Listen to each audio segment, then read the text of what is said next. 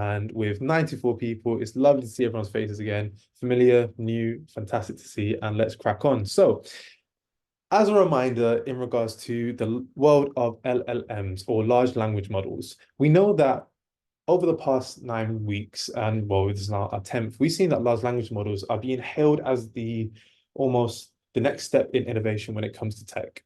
The next step in regards to allowing us to propel the edges of what is conceivable for us from that blurs maybe sci-fi and reality and puts it all together. But though previously we've looked at things such as acquiring research, creating meeting agendas, even writing code for us and taking everyone from, most people who've never written a line of code in their life to building their own website within a matter of seconds.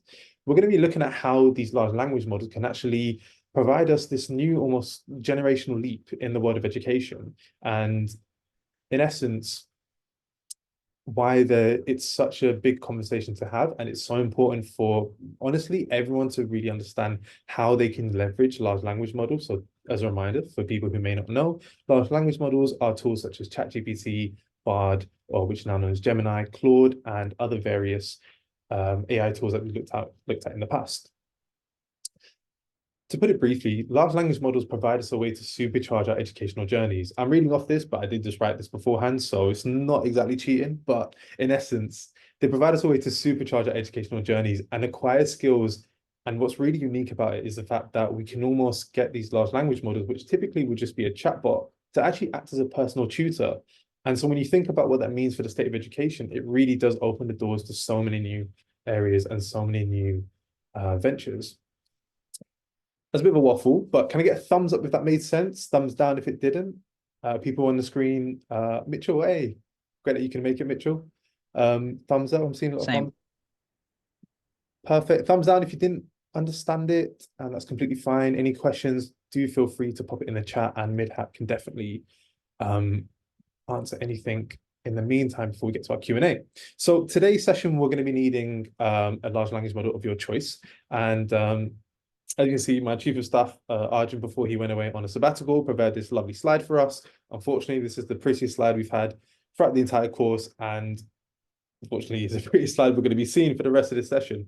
But in this case, we're going to use the use case of learning a new language. Now, myself, I only speak 1.5 languages. I say one because my French is pretty good. The half is my English. It's pretty terrible. And so actually leveraging tools for large language models, you're leveraging large language models for learning new languages is a great way to get familiar with that skill acquisition and how these LLMs can really catapult us to be able to get to from point 0 to point 1 and make that step change incredibly quickly. So if everyone could open and head to ChatGPT, and we're going to be actually looking at initially learning vocabulary. Now, what's going to happen is that I'm going to go over a few slides here, and it's going to be a case where we're going to briefly go through some certain prompts and whatnot in which you can be able to actually access, use for this use case of learning Spanish. I don't speak Spanish. My Spanish is terrible. I failed it at school. We have something called GCSEs, which are equivalent to the US SATs, I believe. I think, yeah, I can see Mitchell. Give me a thumbs up if that's correct. You have SATs? That's cool. Yeah, I failed mine in Spanish. It was really bad.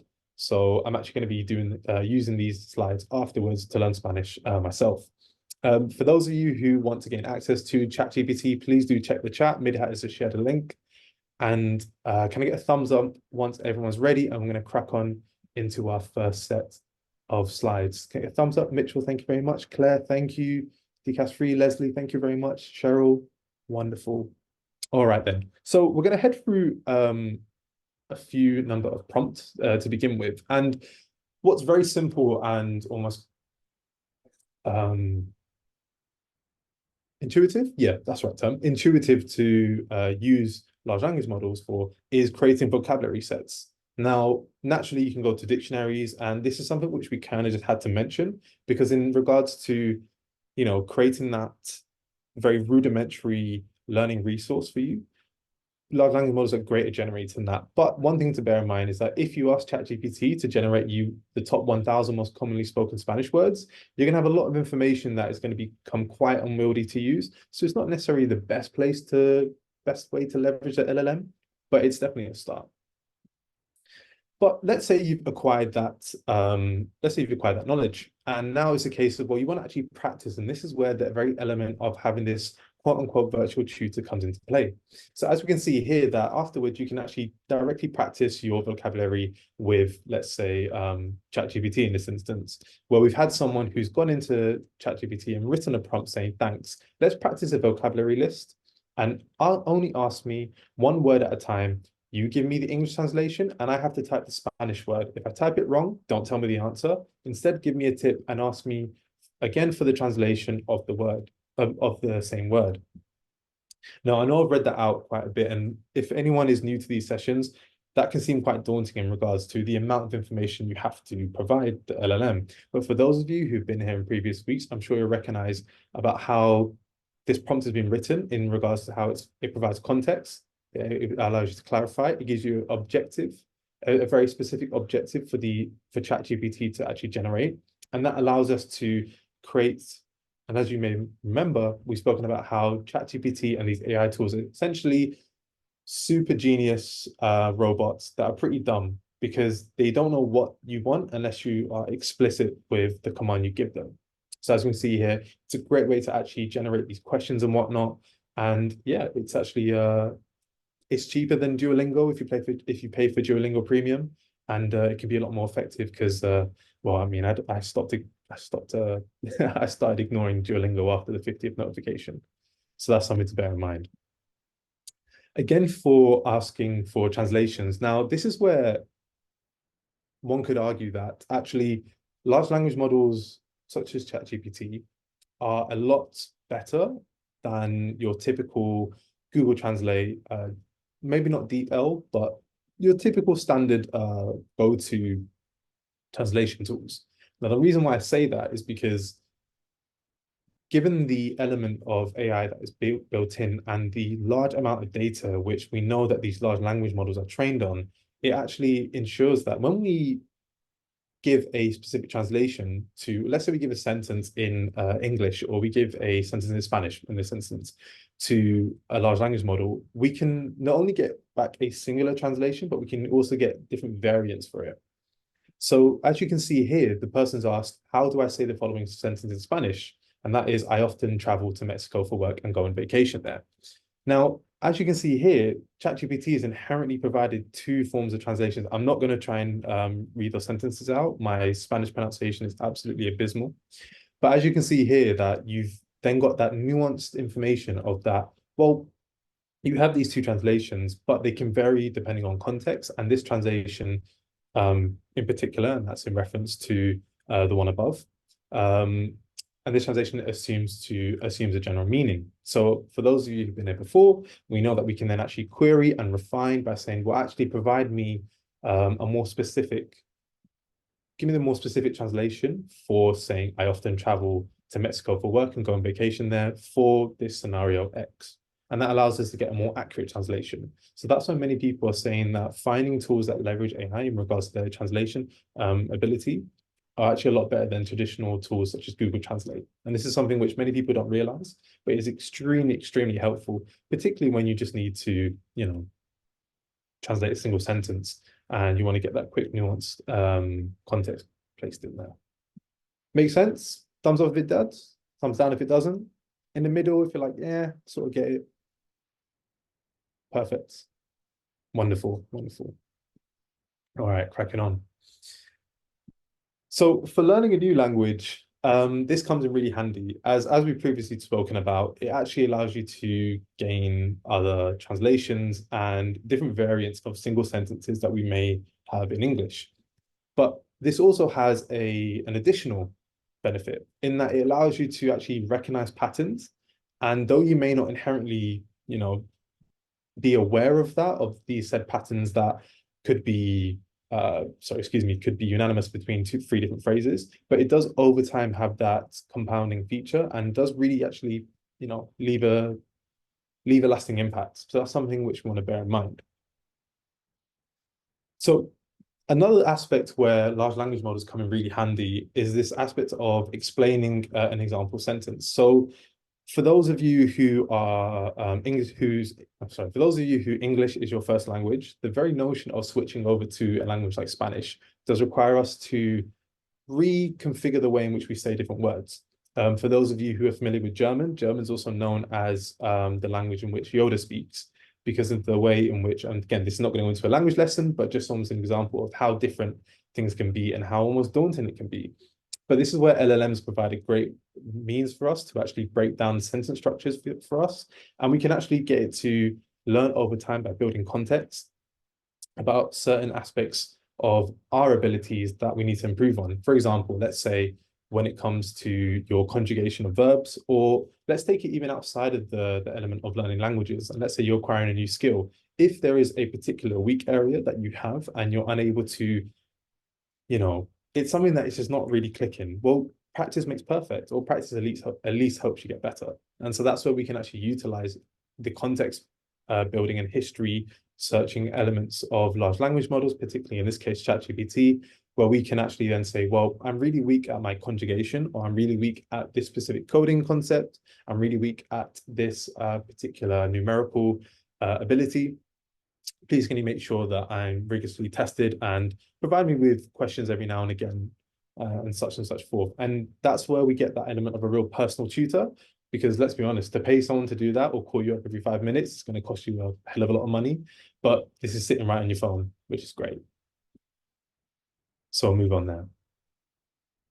And then also just something else, and this is something where this is going to come in quite useful in a minute, where not only can it can translate you large sentences, but at the same time it can provide those sort of singular individual words in a sentence. So as we can see here, the person said, "What is a in menudo?"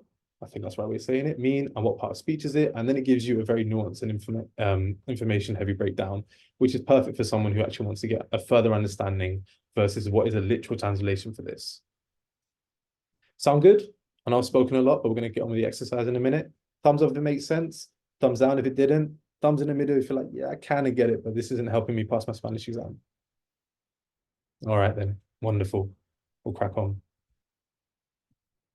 So we have this phrase, and this phrase is a language that is spoken in one of the most, I think it's the one of the most top 10 highly populated countries in the world. Now, the task here is there's 3 steps for this task. So if you can open ChatGPT, it doesn't matter if you're using 3.5 or the premium version, both work fine. First of all, we'd like for you to identify the language and then translate to English. If English isn't your first language or you're not very familiar with it, please, by all means, pick a language that works for you. And then there's this word that is underlined here. I want you to figure out what that means. So as we previously saw, the ability to actually then figure out what a specific word is and what does it mean in the context of this sentence. So what will happen is for those of you who can't access ChatGPT, do not worry, Lisa. This works with oops, Daisy, gave that away. For those of you who can't access ChatGPT, this also works with things like Bard or Gemini. But what I'm going to do is I'm going to post in the chat the sentence at hand. And I would like everyone to have a go at it. If you saw the answer, not to worry, but still, if you can figure out, understand what it means. And if you figured it out, hold off for a second, because I would like for everyone to put their answer right them all together.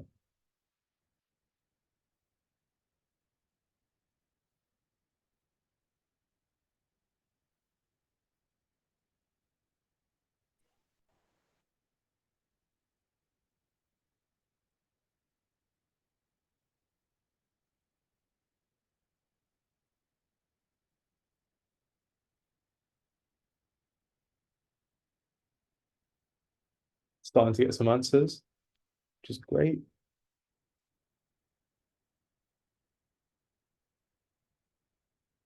It is, Rob. It is. You are right on the money.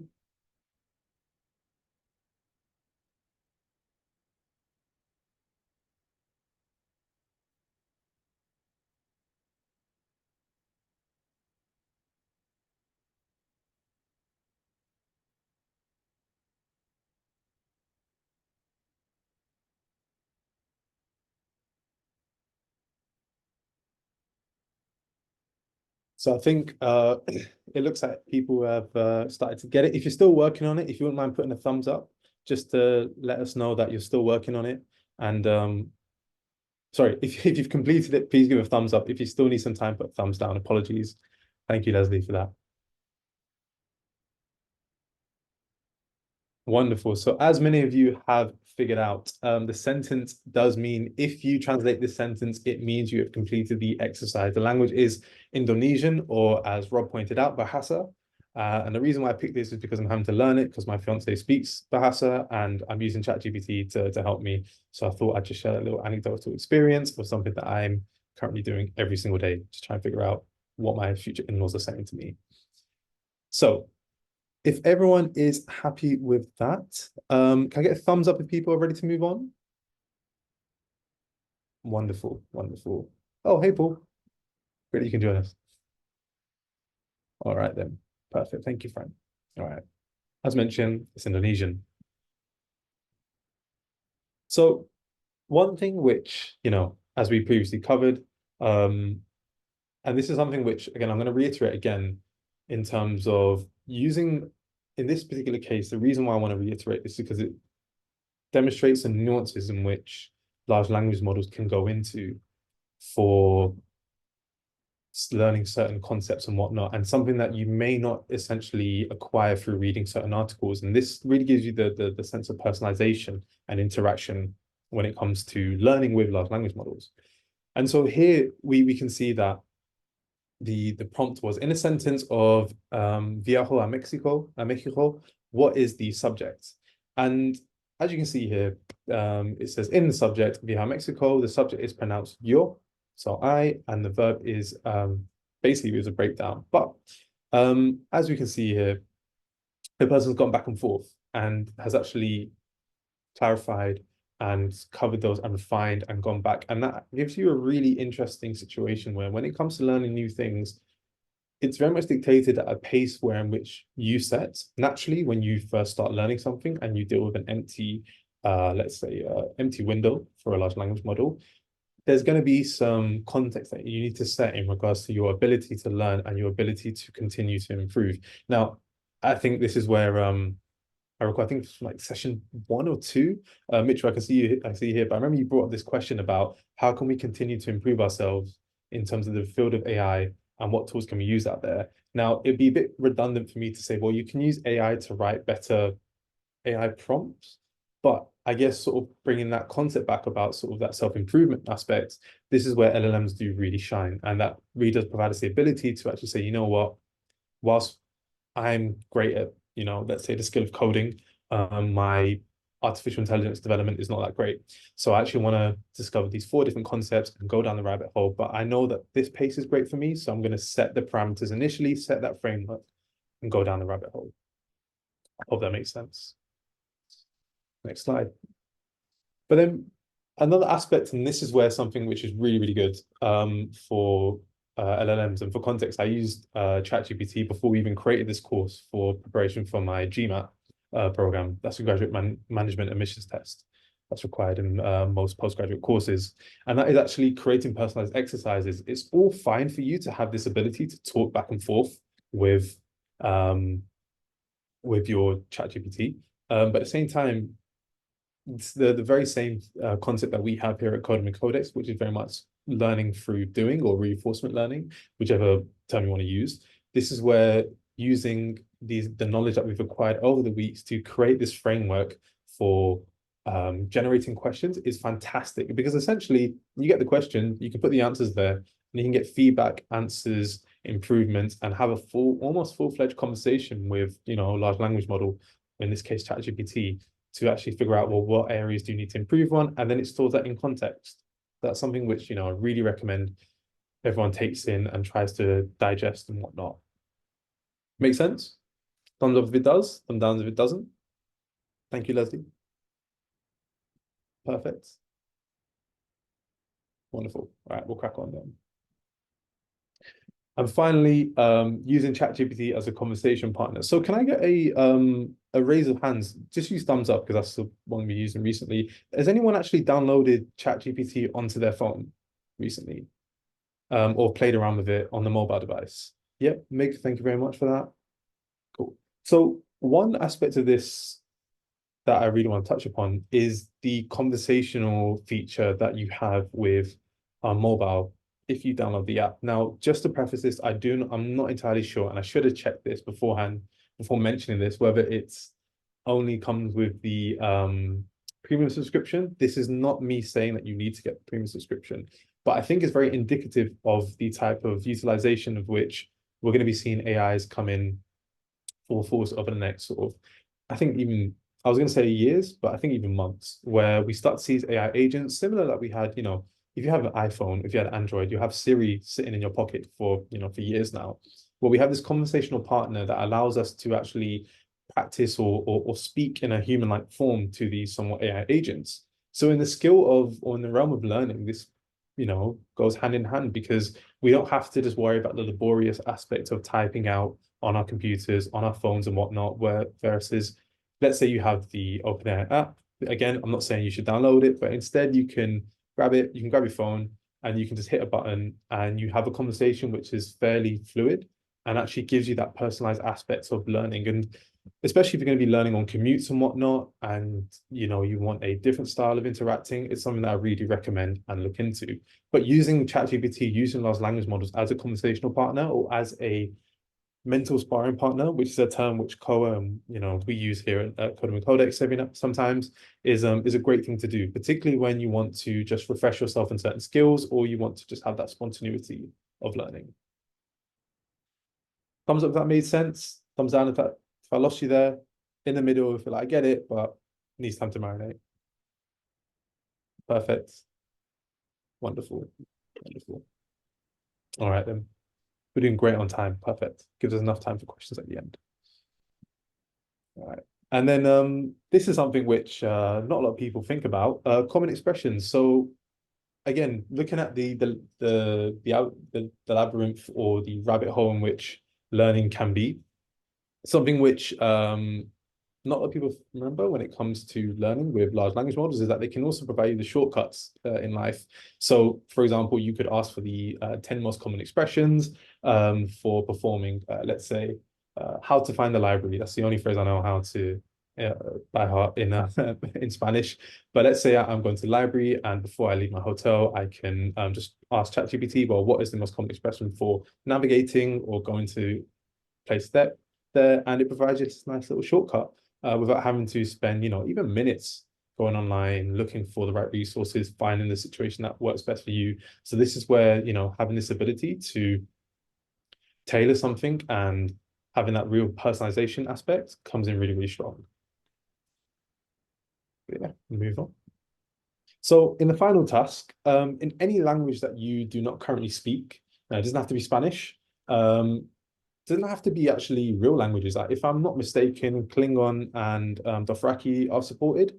Those are two fictional languages from the Game of Thrones and from Star Trek that ChatGPT should have knowledge in. But if you could generate 5 phrases that are most commonly used, along with the English translation, that are most commonly used in your personal day-to-day, or you can ask for the most used phrases in that particular language and then pop it in the chat.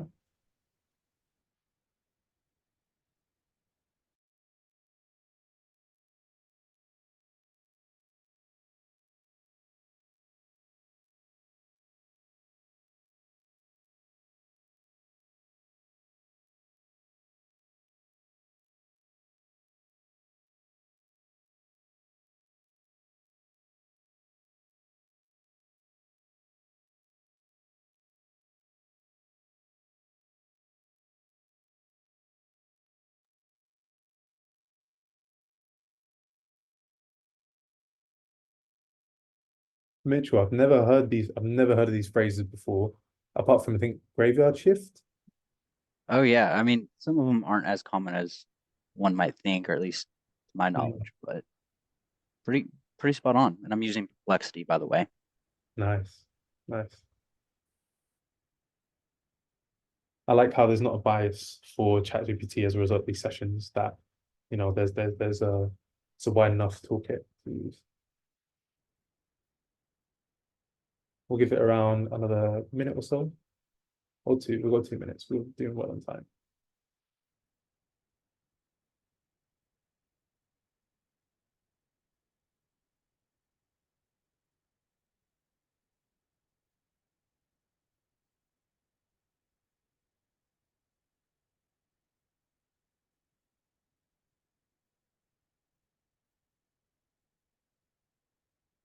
Rob, what language is that? Can't seem to. I don't recognize it. That's hold on here. Can you hear me? I can hear you. It's actually a language in Eastern Switzerland. So one very small part of Switzerland has a sort of this, it's a Latin derivative language, just a few thousand people, maybe a little bit more. So I tried to find something really out there that I could play with. And so yeah, That's pretty cool. so it means where are you going? Where are you going? Wow. So we've got Tamil, we've got Klingon, we've got, forgive me, Rob, I'm going to butcher the pronunciation, but we'll say small spoken language with a small populace. We'll give it 1 more minute. Portuguese. It's really cool. We've got Welsh. Ah, fortunately, I do not speak Welsh. My dad speaks Welsh, but well, dad speaks a bit of Welsh, but I don't speak Welsh, fortunately. Cool. So as we can see that there's a multitude of different um use cases, and the fact that I think even in that, Klingon, which is obviously a completely made up language, to ones which be very unassuming that no one's or very few people would have heard of, the breadth in which the knowledge base that these tools that such large language models actually cover, this should hopefully give you an indication that whatever you want to learn, particularly in regards to the realms of commonly acquired skills, and I say commonly acquired skills, and that being languages, that being skills such as coding or things that a lot of people tend to embark on the venture of learning. This is something which I hope that you can use large language models as a way to continue to grow and learn and acquire further skills and whatnot without the need of us. I say that, but let's actually look at the main thing that we started out, and we actually did this when we first created this program here at Coding Codex, where I sat down with the chief of staff, my chief of staff, Arjun, and the conversation was, well, we need to come up with an AI course. We have some understanding of what it would look like, but maybe let's actually ask AI how you would teach an AI course, and let's compare it to what we came up with. And this is something which allowed us to put a frame of reference to something that had never really been done. Learning generative AI isn't really a commonly, it's becoming a common skill, common program that a lot of people are having, but it's not really spoken about. And our competitors we wanted to confer with, they were very, very, they gate kept a lot of the stuff, versus we believe, being very open. And so this is where using ChatGPT or using large language models to create you that structure, that skeleton for your learning journey is a fantastic, fantastic thing to do, and something that I really do encourage everyone to utilize and get the most out of. In this case, when it comes to creating a personalized learning plan, you can set the current level you're at. You can also set the tools you want to use, so it doesn't have to be explicitly with ChatGPT. It can also be in combination with things like Duolingo, Babbel, and other various tools. If you're learning another skill, if there are other supplementary things that you're going to be using to learn, by all means, please do use that. And you can also set a time span. So let's say you want to learn Spanish in 2 days. Good luck to you if that's your goal. It's a very ambitious one, but shoot for the stars, hit the moon. But that's something which you can also factor in and then provide a more concrete and comprehensive learning plan for you to follow. And that's it. It's been an absolute pleasure. It feels quite anticlimactic because I know we've just come off from speaking about creating curriculums, but we have actually reached the end of the course.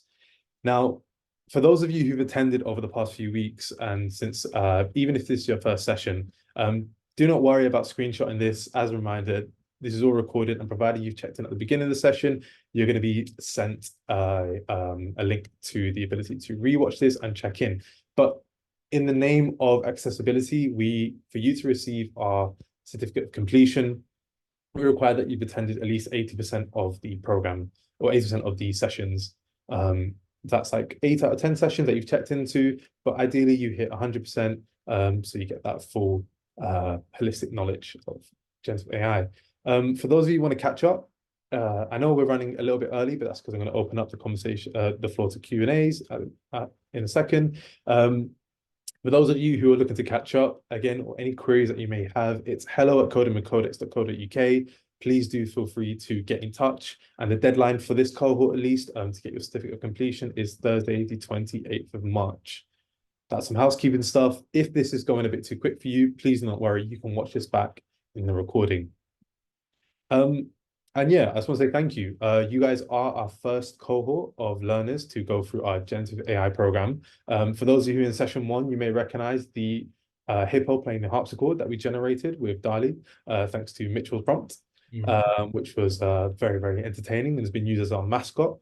But then also something I want to note on that this course and by you guys attending has actually enabled us to set up impactful and meaningful programs across the UK. So as of yesterday, we've officially entered our 3rd agreement with Newcastle Council and Walsall Council. Councils are essentially local governments here in the UK, and that's actually empowering students who are not in mainstream education to actually provide them with technical education. And because you guys have attended week on week, this is what has resulted, as well as you guys have learned. And finally, we've also working with Futures London. Again, if you want to learn more about that, I'll share that in the recap email at the end of the session. But yeah, we'd love your feedback. I'm not sure where it's gone to. There was any questions slide, but I'll tell you what I'm going to do. I'm going to turn this into on the fly in the final minutes. Any questions? I did have one question, and forgive me if I didn't listen as well as I should have, but is there like ChatGPT apps and things like that for Raspberry Pis that you know of? Yeah, so in regards to ChatGPT for Raspberry Pis, I'm guessing that's almost that you want to embed a large language model onto a miniature computer, i.e. Raspberry Pi, so that you can interact with it. Yeah, exactly. Yeah, no. So what might be best then? If you want to actually email in, I can't see who's speaking at the moment, unfortunately. It doesn't tell me who's off mute. Oh, But David Larkin. oh, thank you, David. If Yep. you want to get in touch, I can provide more information about how you can do something like that. But typically you want to actually acquire a small large language model, and that way you can embed that with Python onto the Raspberry Pi, and then you can create certain interfaces that will allow you to message and sort of play around with that as such. If you drop us an email, that should help. I can point you some resources that would potentially help. Okay, should I just chat it to you personally on the Zoom? Yeah, what I've done, I'm just going to put here. Okay, if you just message the email that I've put in the chat, and then that way we can get back to you and give you some more information. Awesome, Blossom. Thank you, sir. Anytime. Rajendra? Yeah, what is the session number for this today's meeting? So this is session 10 out of 10. If you 10? This is 10 out of 10, yeah. Oh, The one thing I would say is that we are restarting the cohort we are restarting the program on the 4th of March, 4th of April, excuse me. okay. So if you don't want to catch up asynchronously or on your own, by all means, do just stick around for that. You'll receive some emails about sort of what's coming up, and then you'll be able to jump back on and start from session 1 if that's what you'd like. Okay, Guys, I think what's you have happening the- is that a number of us got this hour as the first session of what seems to be the Yes. next cohort. So we clicked the Okay. link because and we dropped in. last time and we're it we're a was little fully booked unsure. very quickly. Last invitation, the first invitation I got, as soon as I tried to join, it was booked already, house full. So this is the only one I couldn't get. So I'm thinking it would be beneficial to start That's from fine, first. Rajendra. Rajendra, that's completely fine. What we'll do is if you can just email us, again using the email in the chat, and then we'll sort something out so that you can catch up or that you're put into the next cohort, and I'll make sure that that is flagged with the cohort team. Mig, thank you very much for providing that context, and I will definitely communicate that back to the Yeah, sure. And I've got the email. If I can, if it helps, I can forward the email to somebody that's indicating this was when it starts. By all means, and the link. Okay, who should I email that to? Email that to hello@codingwithcodex.co.uk. It's a mouthful. We need a better name. That's something else. If anyone can figure out a better name, codex.com is taken. I need a short thing. But okay, Meg, one more time. Hello at what? If you check the chat, Meg, you should. Okay, got it. I see it. Got it. Okay. Perfect. So going into the last 7 minutes, if anyone has any questions of things that we've covered over the past few weeks, anything in regards to AI or as such, please do feel free to come off mute. Please do feel free to pop it in the chat. Anything from earlier on in the session, it's your time.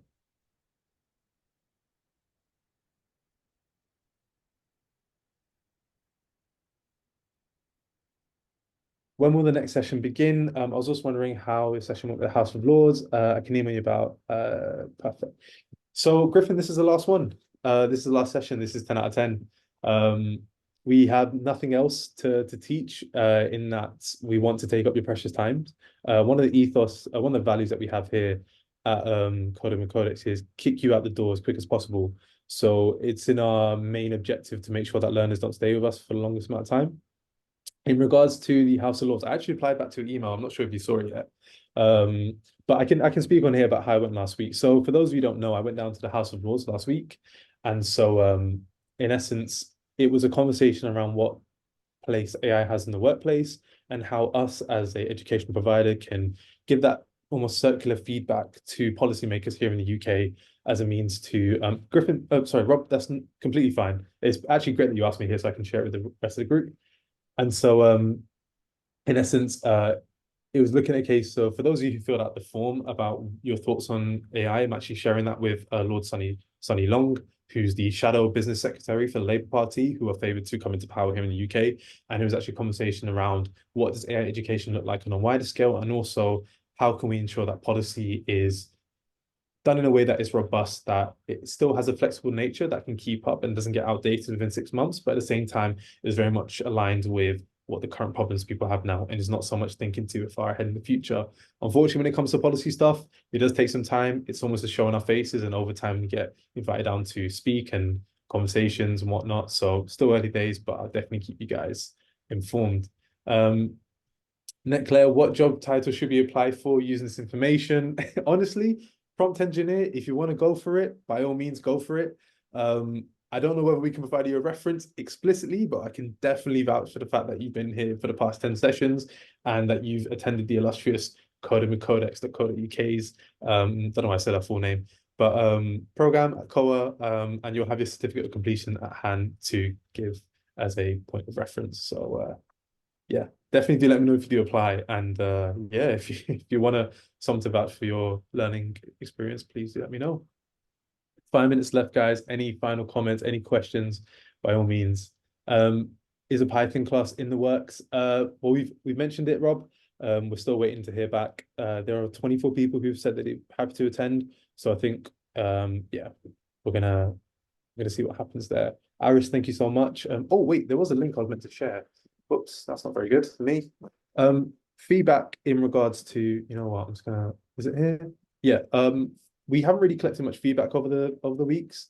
If you have a few seconds, even a few minutes, leave us good, bad, the ugly, thumbs up, thumbs down, 1 to 5. It doesn't really matter. Particularly, we believe that transparency is the best means of actually learning. So by all means, please leave us some feedback on our Trustpilot. But thank you guys so much for coming week in, week out. It's been absolutely wonderful to see so many familiar faces, new as well, week over week. And it's great to learn with you guys as well and grow. Andrew asks, regarding learning languages, learning new skills via LLM, have you experimented with anything other than languages like cooking? So Andrew, sorry, just to individual ask for the QR code. QR code is here on the screen. Please do feel free. So in terms of my day-to-day, I'm a programmer. So one thing that I use large language models for quite a bit is the actual use of coding. For those of you who may not have seen, I'm actually going to be sending this out in tomorrow or next week's recap. Darwin was announced. Now, I know last week to pause question about, is there much point learning to code in the age of AI? I said we should be fine for the next 3 to 5 years, or at least there should be a bit of a way away. Paul, I'd like to eat humble pie in front of you and take back what I said, in that sense of Darwin was previewed yesterday, and it has the whole tech industry going crazy, because now we're seeing how a single AI agent is able to create answer and pass certain assessments for the major tech companies, and it's something which it's now blurring the lines in regards to what's going to be, what's going to happen when it comes to coders, and particularly my skill set. So yeah, sorry. So to answer one question, Andrew, I do use large language models a lot when it comes to coding. And to Paul, I take back what I said last week. AI is moving very quickly, and that's something which I'm not sure how we're going to contend with. Is there a new link to the new coding sessions? You'll be informed of that by Koa if we get the green light about it. If not, you can check it out on our site. We do have information listed about what we teach in those programs. But if you want to get the free versions, just wait till Koa come out with it. 2 minutes to go. Any questions, any thoughts, any feedback, by all means, it's your last chance. Unless you come to session 1 again, for those people who've been with us for the past 9 weeks, by all means, but I don't think I'll be teaching the next cohort. This is why I step back. So any questions, please do feel free to let us know. Rob, thank you very much for that. That's wonderful to hear. But yeah, any more for any more, as my dad would say. Feel free to come off mute if needs be, as I believe there's only 70 of us here. This is very small.